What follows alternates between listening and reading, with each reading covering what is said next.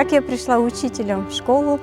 Я родилась в семье учителей. Мой папа был директором школы, мама учителем математики и физики.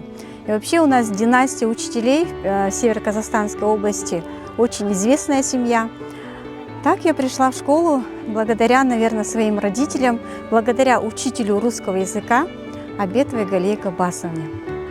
Устроилась я в эту школу в первый раз в 2007 году, потом ушла в декрет и вернулась в 2013 году. И с 2013 года и по сей день я работаю в школе-лицее.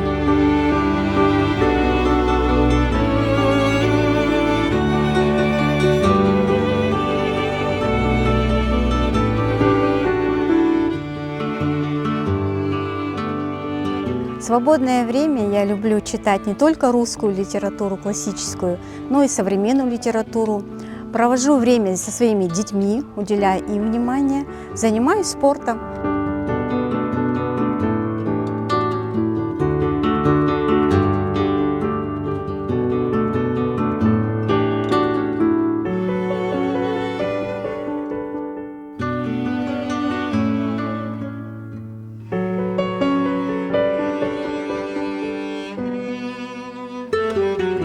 Что хочу сказать современной молодежи: побольше читайте литературу, занимайтесь спортом, дисциплинируйте себя и свое тело.